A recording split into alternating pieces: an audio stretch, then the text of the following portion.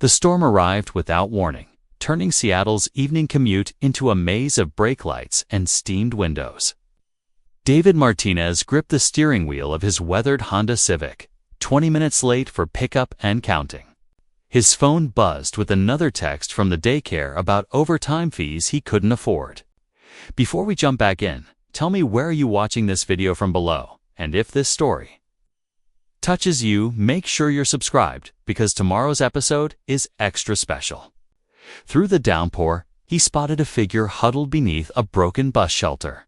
The woman wore hospital scrubs beneath a soaked jacket, her shoulders shaking, with what he first mistook for cold.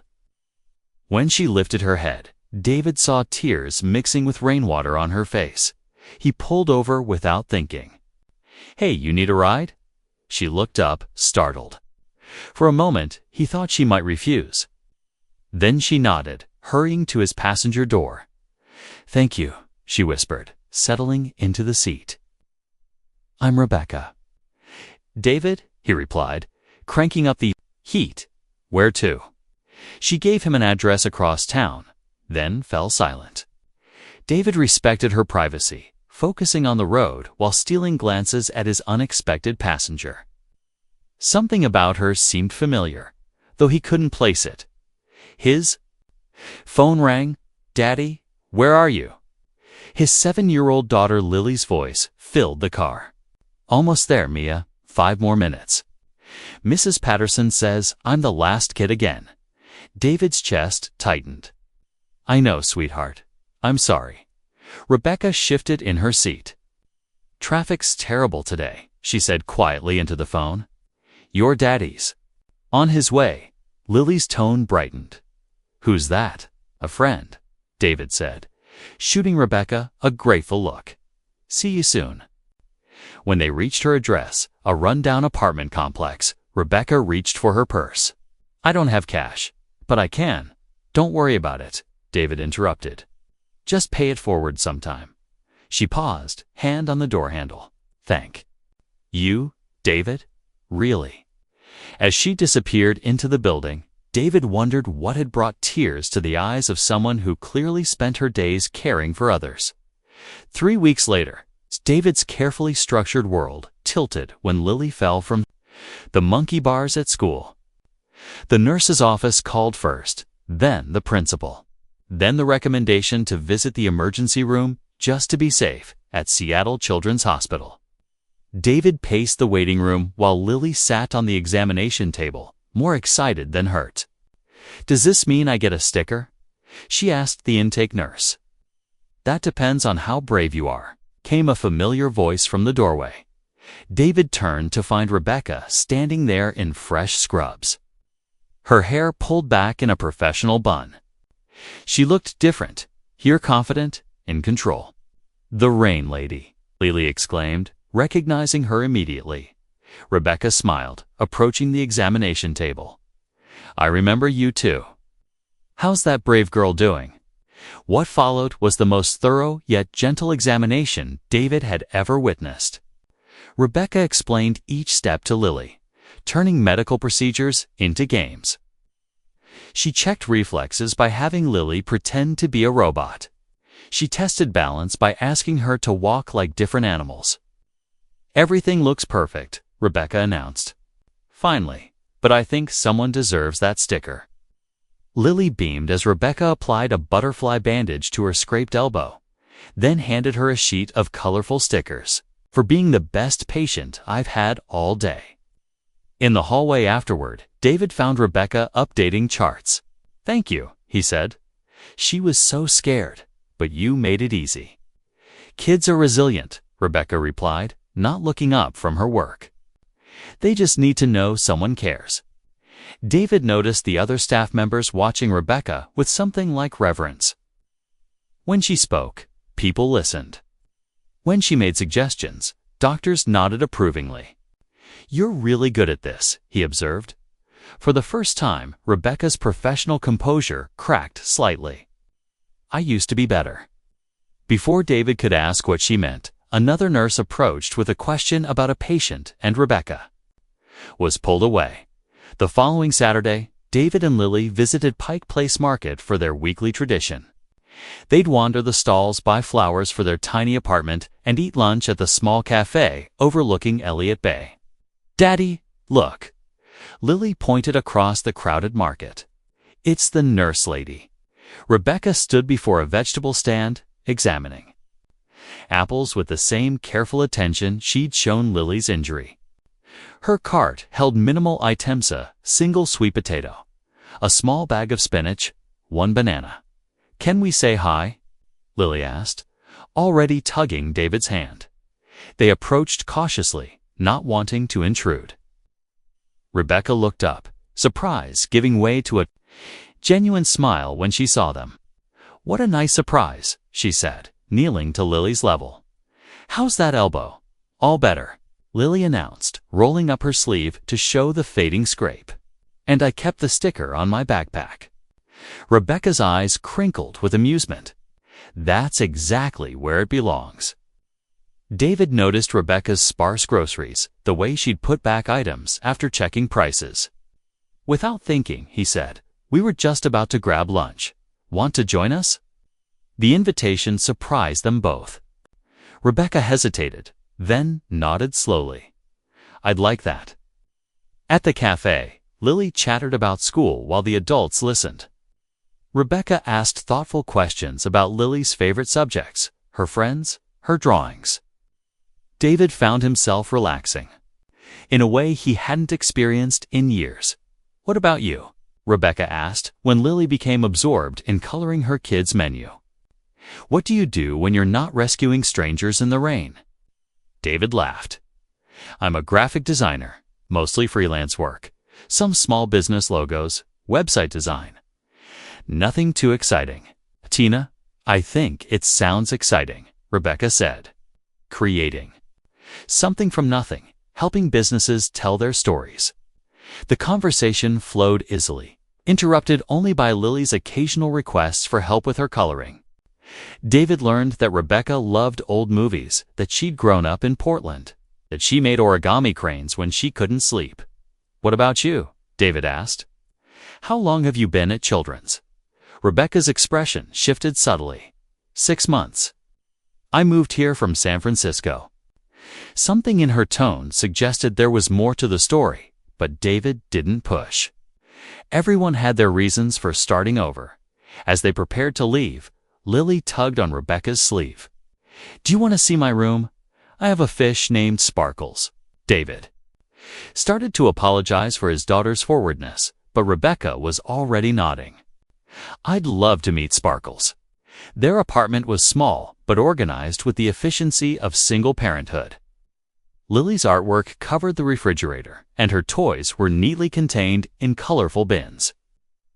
Rebecca admired everything with genuine interest, asking about each drawing and listening to Lily's explanations with the same attention she'd given her medical examination. "This is Sparkles," Lily announced, leading them to a small fishbowl on her dresser.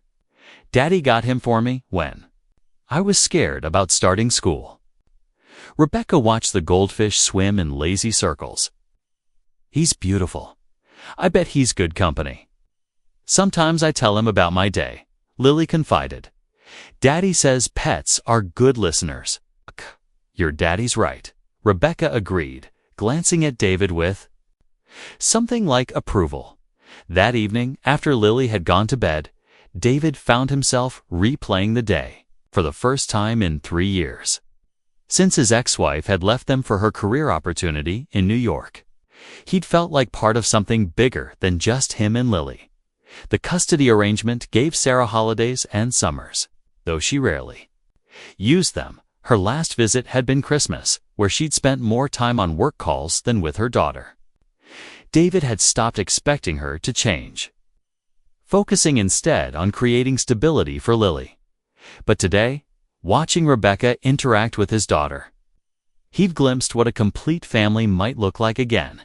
His phone buzzed with a text from an unknown number. "Thank you for lunch. Lily is lucky to have you."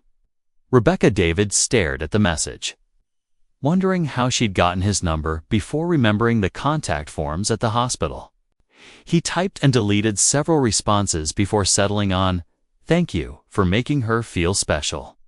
She doesn't have many women in her life." The response came quickly. "She's special all on her own. You're doing an amazing job." The validation meant more than David expected. Single parenting was a constant exercise in self-doubt, wondering if he was enough, if Lily was missing out on something essential by not having a mother figure. 2 weeks later, David's laptop crashed while he was working on a crucial project deadline. The panic that followed was familiar. How to fix this, how to afford repairs, how to meet deadlines without equipment. Lily watched him pace their small living room, her young face serious with concern. "Maybe the nurse lady can help," she suggested. "She's really smart." David almost dismissed the idea, then reconsidered.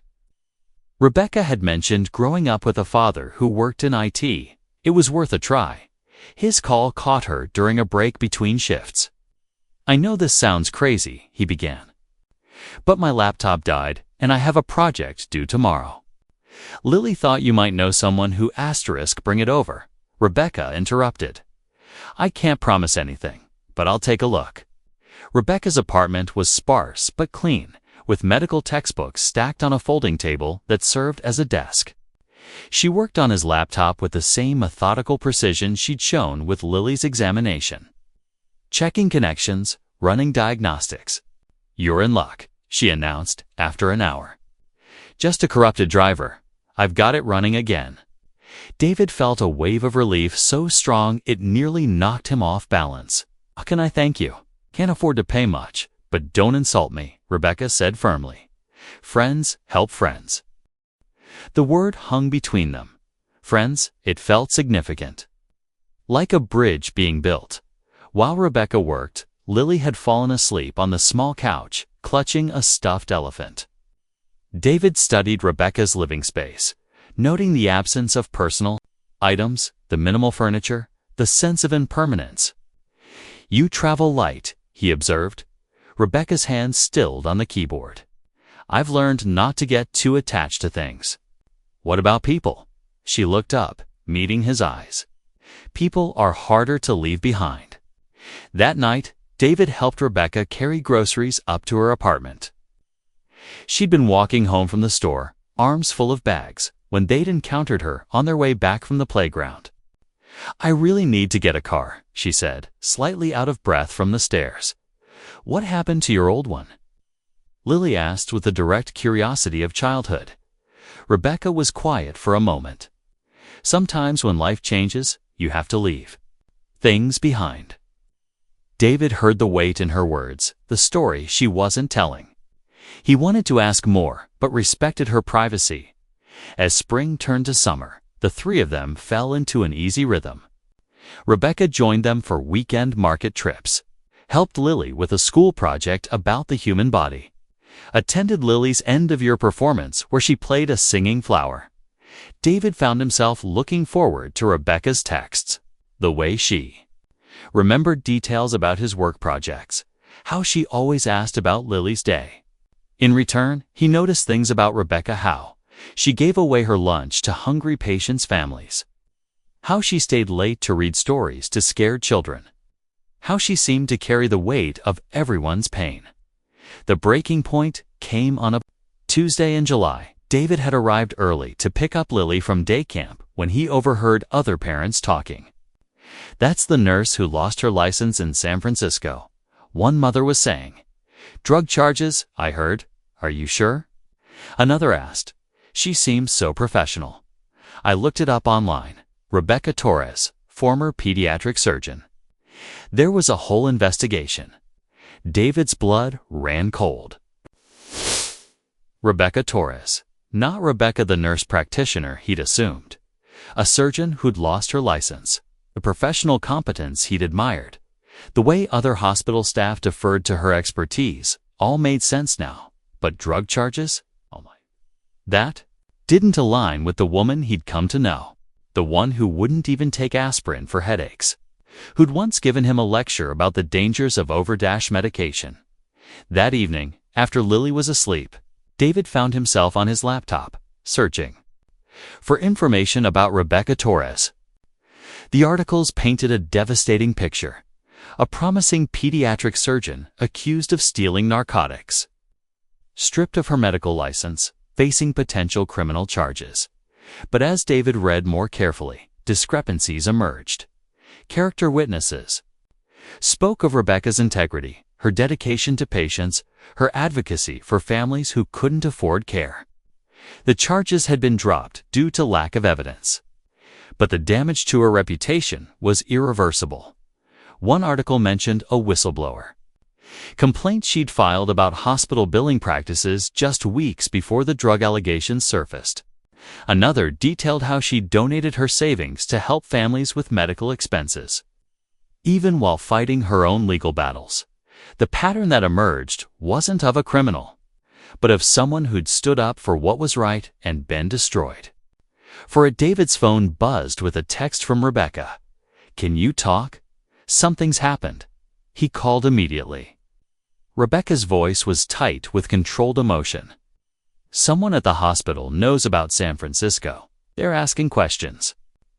"About my background. Rebecca, I should have told you," she interrupted. "About who I was? What happened? I just wanted to start over. Be someone new." David could hear tears in her voice. "Where are you?" "Home. But I don't think I can stay. If they fire me, I'll have nowhere to go." "Stay where you are," David said firmly. "I'm coming over." He arranged for Mrs. Chen next door to listen for Lily, then drove through the empty streets to Rebecca's apartment. He found her sitting on her couch, still in scrubs, staring at her hands. "I was a surgeon," she said without looking up. "Pediatric. Cardiothoracic surgery. I was good at it, David. Really good." David sat beside her, not speaking. The hospital was cutting corners, using cheaper materials for implants, rushing surgeries to increase volume. When I reported it, they said I was imagining things. When I kept pushing, they found drugs in my locker. "Drugs you didn't put there." Rebecca looked at him with surprise. "You believe me? I've watched you with Lily, with other patients. You're not someone who takes shortcuts or makes reckless choices. And you're certainly not someone who would steal drugs." She broke down then, tears she'd been holding back for months. David held her while she cried, feeling the weight of everything she'd carried alone. "I lost everything," she whispered. "My career, my savings, my reputation. I couldn't even get a job as a nurse practitioner under my own name. I had to move here, start over as just Rebecca." "You're not just anything," David said firmly. "The woman who makes scared children laugh. You're the one who stays late to comfort families. You're the person who saved my laptop and my deadline because you couldn't stand to see someone struggling." Rebecca pulled back to look at him. "Why are you being so kind to me?" "Because you're part of our family now," David said simply. "Lily adores you." He stopped, the words catching in his throat. "You what?" "I've been alone for 3 years," he said quietly. "I convinced myself that was enough, that Lily and I were complete. But you've shown me what I was missing. Not just for Lily, but for me." Rebecca's eyes searched his face. "David, I don't know what's going to happen. They fire me, I'll have to leave Seattle. I can't afford to stay without work." "Then we'll figure it out together," David said. "You don't have to face this alone anymore." The next morning brought news that changed everything. Rebecca's phone rang while she was making breakfast for Lily, who'd spent the night at David's apartment in the living room fort they'd built together. "Dr. Torres." The voice was unfamiliar, professional. "This is Dr. Martinez from Seattle Children's Hospital. We need to discuss your situation." Rebecca's face went pale. David took her hand, squeezing gently. "I understand," she said into the phone. "I'll be there this afternoon." After she hung up, Lily looked between the adults with the intuition children possess. Is Rebecca in trouble?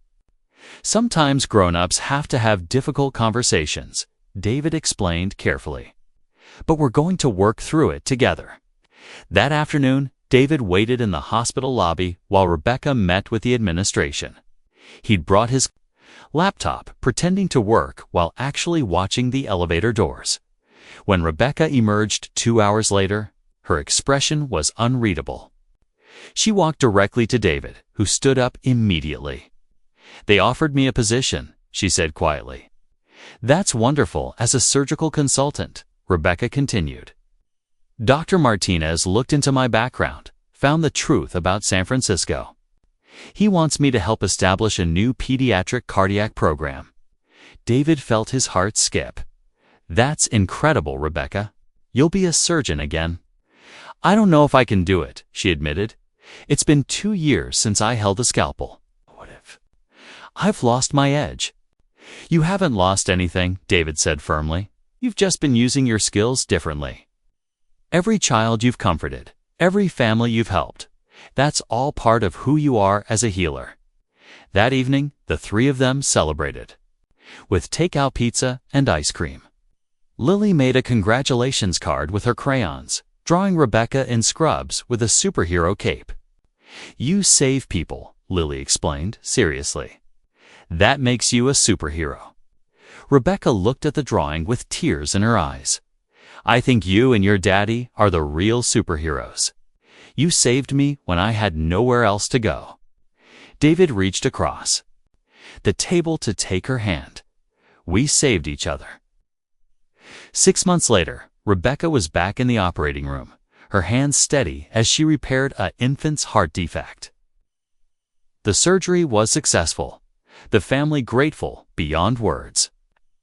But when she emerged, still in scrubs, she found David and Lily waiting in the family lounge. "How did it go?" David asked, though her smile already told him. "Perfect," Rebecca said, scooping Lily into a hug. "Absolutely perfect. Does this mean we can have our celebration dinner now?" Lily asked. "I've been waiting forever." David laughed, forever being 2 hours. "That is forever in kid time," Rebecca agreed solemnly as they walked to the parking garage. David reflected on the journey that had brought them here. A chance encounter in the rain had led to this moment, this family they'd built from broken pieces. "I love you," he said suddenly, the words surprising them both. Rebecca stopped walking, turning to face him. "I love you too." Lily looked between them with the satisfaction of someone who'd seen this coming long before the adults figured it out. "Does this mean Rebecca can live with us now, if she wants to?" David said, looking at Rebecca with hope and uncertainty. "Want to?" Rebecca said simply. "I want to build a life with you both." 1 year later, they stood in the same hospital chapel where Rebecca had received her second chance. This time, they were there for a different kind of new beginning. The wedding was small, just the three of them. Mrs. Chen from next door and Dr. Martinez, who'd become both mentor and friend to Rebecca. Lily served as maid of honor, taking her role seriously as she held Rebecca's bouquet. "Do you take this woman to be your wife?" the chaplain asked. "I do," David said, his voice steady despite the emotion threatening to overwhelm him. "Do you take this man to be your husband?" "I do," Rebecca replied, her hand warm in his. "And do you, Lily, promise to love and support this new family?" Lily beamed. "I do. Can we have cake now?" The laughter that followed was full of joy, the sound of a family that had found its way home. As they walked out of the chapel together, David remembered that rainy night when he'd stopped to help a crying stranger. Neither of them had known then that they were about to find exactly what they'd been missing. "Sometimes the best things come from the worst storms," Rebecca said softly, as if reading his thoughts. "And sometimes," David replied, "strangers become family when you least expect it."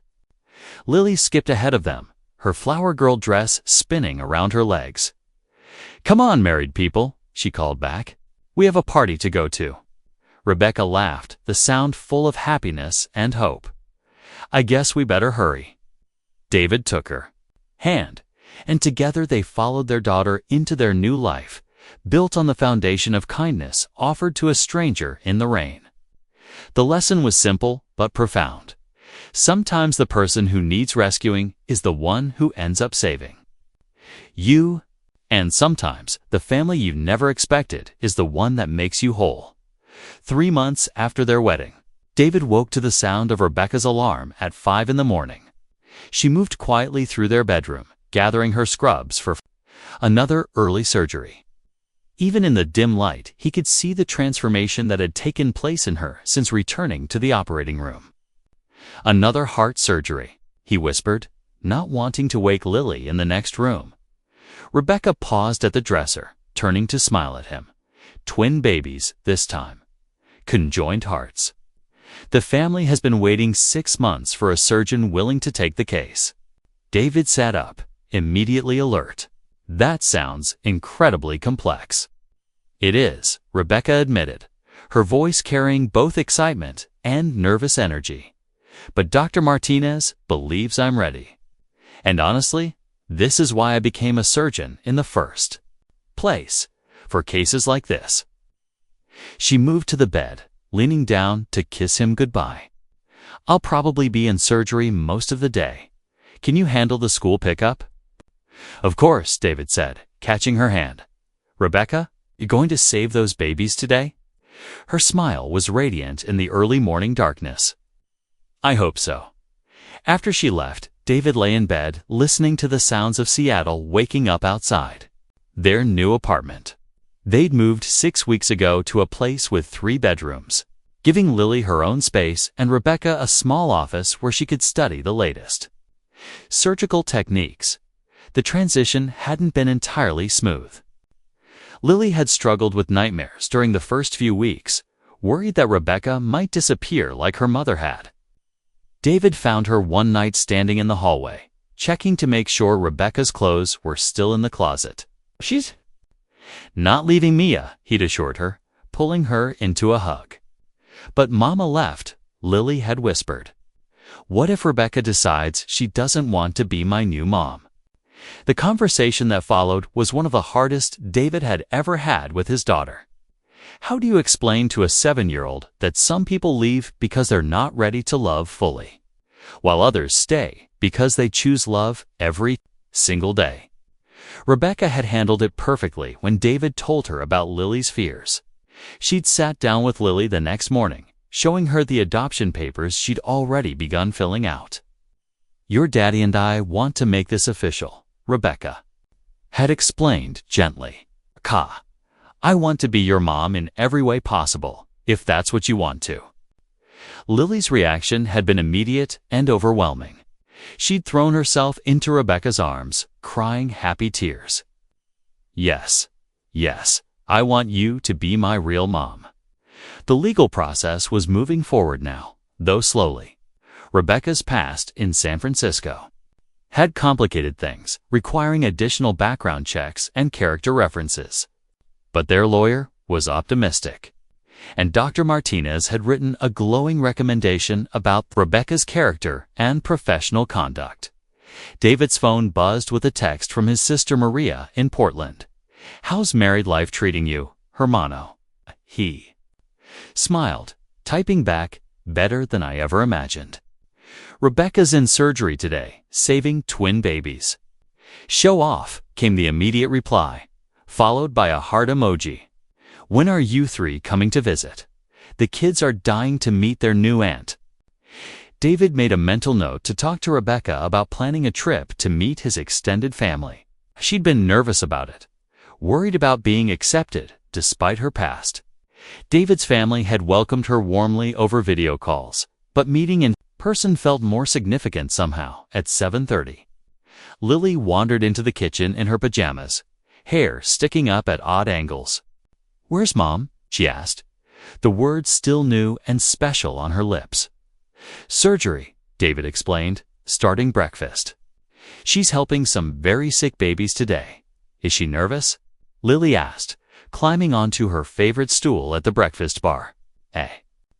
Little David said honestly, but good nervous. The kind you feel when you're about to do something really important. Lily nodded seriously. She'd inherited Rebecca's tendency to worry about others, often asking detailed questions about her patients and their families. Just last week, she'd insisted on making get-well cards for the children in Rebecca's ward. "Can we make cookies for her surgery team?"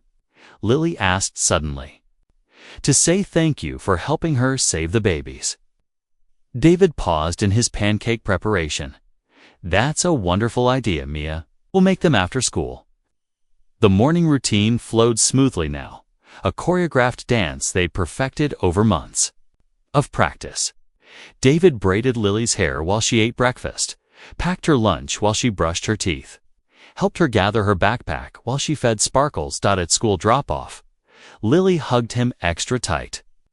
"Tell Mom I love her when she calls," she said. "I will," David promised, watching her run toward her classroom where her best friend Emma was waiting. The drive to his home office gave David time to think about how much their lives had changed. His freelance business had grown steadily, partly because Rebecca's medical connections had led to several healthcare clients. But more than that, having Rebecca's support had given him confidence to take on bigger projects. He was working on a rebranding campaign for a local children's charity when his phone rang. Rebecca's name appeared on the screen, and David answered. Immediately, "How did it go?" he asked without preamble. "Successfully separated," Rebecca said, and David could hear the exhaustion and triumph in her voice. "Both babies are stable. Their parents are crying happy tears in the hallway." "And how are you?" "Tired, exhilarated, grateful." She paused. "David, I forgot how much I missed this. The complexity, the precision, the moment when you know you've given a family their miracle." "I'm so proud of you," David said softly. "Lily wants to make cookies for your surgical team." Rebecca's laugh was slightly watery. "I love that little girl so much. She loves you too. We both do. I should go check on the babies one more time, then I'll head home. Save me some cookie dough." "Always," David promised. That evening, their kitchen was filled with the scent of chocolate chip cookies and the sound of Lily's chatter as she decorated thank you cards for the surgical team. Rebecca sat at the breakfast bar, still in scrubs, listening to every detail of Lily's day while sneaking bites of cookie dough. "Mrs. Patterson says we're going to learn about the solar system next week," Lily announced, carefully coloring a heart on one of her cards. "Can you help me with my project, Mom?" The casual use of Mom still made Rebecca's eyes shine. "Of course. What's the project about?" "We have to pick a planet and make a presentation. I want to do Mars because it's red like hearts, and hearts are what you fix." David and Rebecca exchanged amused glances over Lily's head. Their daughter's logic was uniquely her own, but her reasoning always led back to the people she loved. "Mars is a perfect choice," Rebecca agreed seriously. "Did you know that scientists think Mars might have had water on it millions of years ago?" As Lily peppered Rebecca with questions about space and science, David cleaned up the kitchen and marveled at how natural this felt. A year ago, he'd been convinced that he and Lily were complete on their own. Now he couldn't imagine their family without Rebecca's laugh filling their home. The challenges came 2 weeks later when Sarah, Lily's biological mother, called unexpectedly. "I want to see Lily," she said, without preamble when David answered his phone. "I'm flying to Seattle next weekend." David's stomach dropped. Sarah hadn't visited in 8 months, and her last call had been to inform them she was moving to London for a new position. Lily had stopped asking when Mommy Sarah was coming to visit. Sarah, you can't just show up without warning. Lily has plans, and she's my daughter too. David, I have rights. The conversation that followed was tense and complicated. Sarah had remarried to a British businessman who'd helped secure her London position. She claimed she wanted to maintain a relationship with Lily, but her track record suggested otherwise. David hung up, feeling unsettled. He found Rebecca and Lily in the living room, working on the Mars project together. Lily was carefully painting a foam ball red while Rebecca read facts about the planet from a library book. "Everything okay?" Rebecca asked, noting his expression.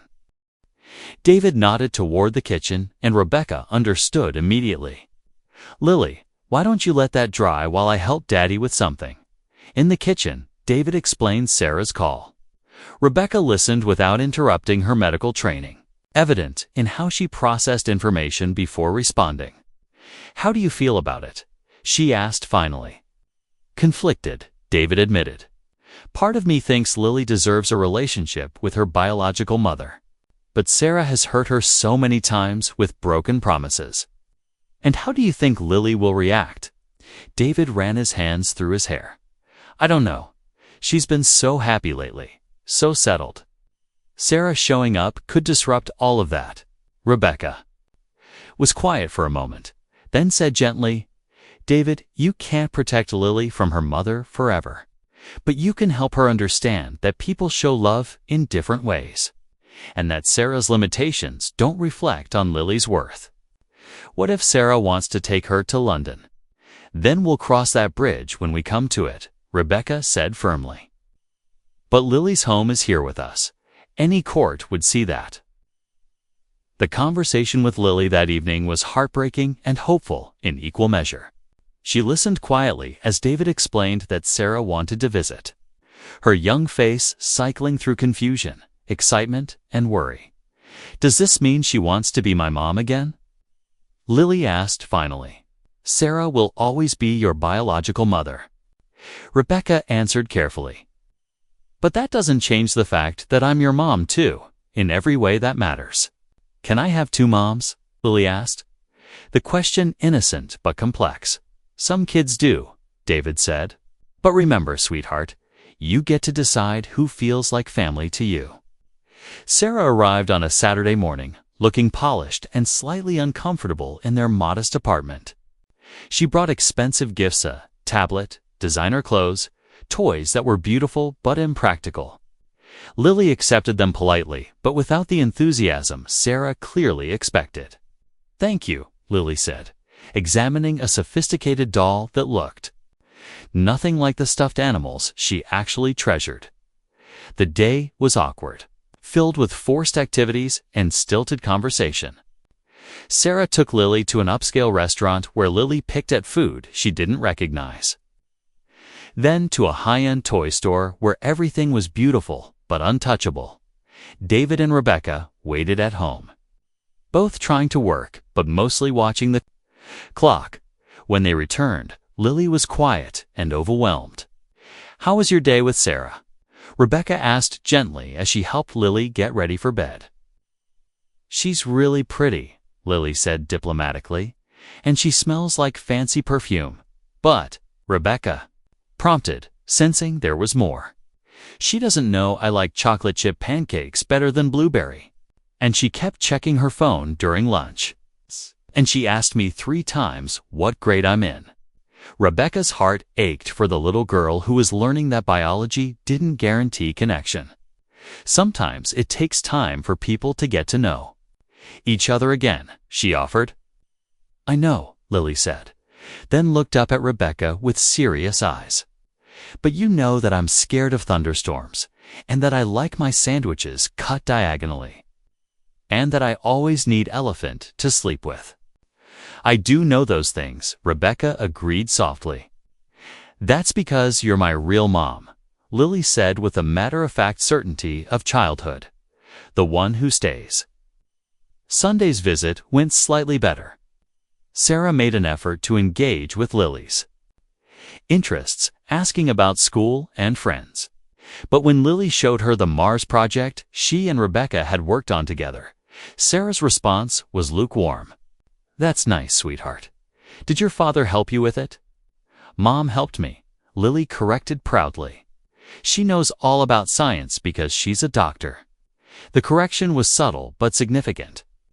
Sarah's face tightened, almost imperceptibly, and David realized she was struggling with Lily's attachment to Rebecca at the airport Sunday evening.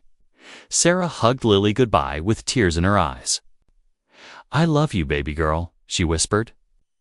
"I'm going to try to visit more often." Lily hugged her back dutifully. "I love you too, Mommy Sarah." The distinction wasn't lost on any of the adults present. Lily had found her own way to honor both relationships, while protecting her heart. In the car driving home, Lily was unusually quiet. "Penny for your thoughts, Mia," David said, glancing at her in the rearview mirror. "I think Mommy Sarah loves me," Lily said slowly, "but she doesn't know how to love me the way I need." The wisdom in those words from a 7-year-old left both adults speechless. Rebecca reached back to squeeze Lily's hand. "You're a very smart little girl," Rebecca said, "and very loved by lots of people who do know how to love you the way you need."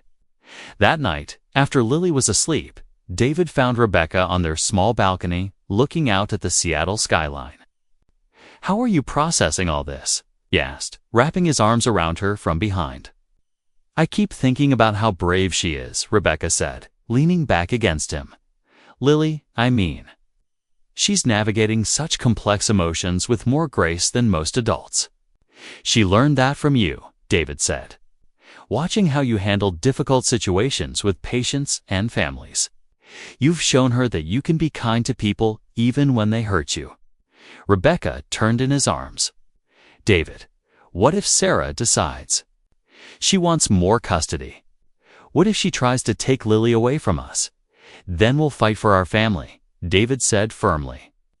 "All three of us belong together. Any judge who spends 5 minutes with us will see that." 3 months later, the adoption papers were finalized. The ceremony was simple but profound, held in the same courthouse where they'd gotten married. Lily wore her favorite dress and carried a small bouquet of flowers she'd picked from their community garden. "Do you understand what this means?" the judge asked Lily kindly. "It means Rebecca is officially my mom forever," Lily said solemnly, "and nobody can change that."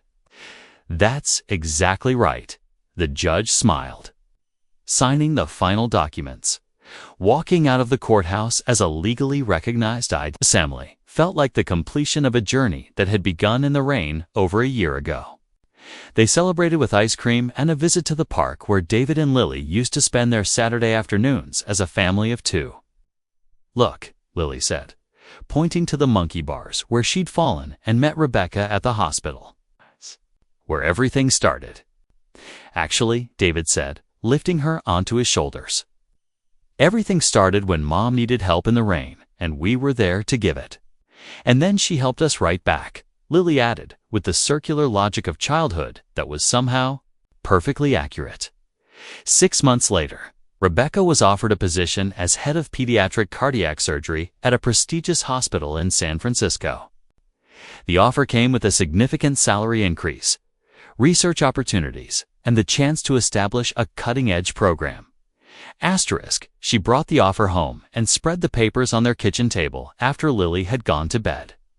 "This is incredible," David said, reading through the details. "Rebecca, this is everything you've lost and more." "I know," she said quietly. 5 years ago, this would have been my dream job. And now?" Rebecca looked around their kitchen at Lily's artwork on the refrigerator, at the family photos covering the walls, at the life they'd built together. "Now I know the difference between a career and a calling," she said. "My calling is here. With you and Lily, with the patients who need me in Seattle, with the life we've created." David reached across the table to take her hand. "Are you sure? I don't want you to have any regrets." "My only regret would be leaving this," Rebecca said firmly. "I spent years chasing prestige and recognition, but the work I'm doing here, the family I have here, this is where I'm meant to be." The next morning, she called San Francisco and politely declined the offer. Instead, she accepted a promotion at Seattle Children's Hospital to develop their new congenital heart program. "No regrets?" David asked as she hung up the phone. "None," Rebecca said, then paused. "Actually, one small regret. David's heart skipped. What? I regret that it took me so long to realize that home isn't a place or a position. It's where you're loved for exactly who you are. 2 years later, they bought a small house with a yard big enough for a garden and a workshop where David could expand his business. Lily, now 9, helped paint her new bedroom while discussing her latest project, a presentation about heroes. "I'm writing about you and Dad," she announced to Rebecca over dinner, "about how you saved each other." "That's a beautiful idea," Rebecca said. "But you know, sweetie, we're not the only heroes in this story." "What do you mean?" Sometimes the biggest heroes are the people who choose to love others even when they've been hurt. People who stay when things get difficult. People who build families not just with their genes, but with their hearts. Lily considered this seriously. "I'm a hero too." "The biggest hero of all," David said. "You taught us that families are made by choice, not chance." That night, as they tucked Lily into her new room, she looked up at them with satisfaction. "I think we did a good job building our family." "The best job?" Rebecca agreed, kissing her forehead as they turned out the lights and headed to their own room. David reflected on the journey that had brought them here. A moment of kindness offered to a stranger in the rain had grown into something neither of them could have imagined. "What are you thinking about?" Rebecca asked, noticing his thoughtful expression.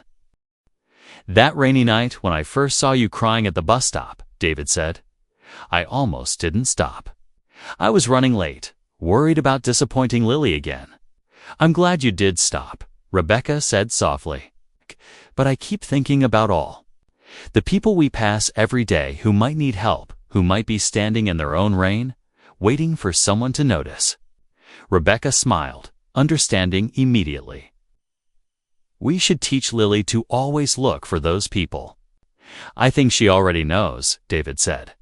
"She has your heart for helping others, and your strength for carrying people through difficult times." They stood in their hallway, looking at the photos that told the story of their unconventional family. Pictures from their wedding, Lily's adoption day, holidays with David's extended family who had embraced Rebecca completely, quiet moments from their everyday life together.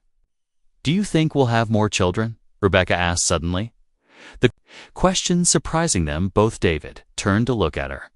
"Do you want more children?" "I think about it sometimes," Rebecca admitted.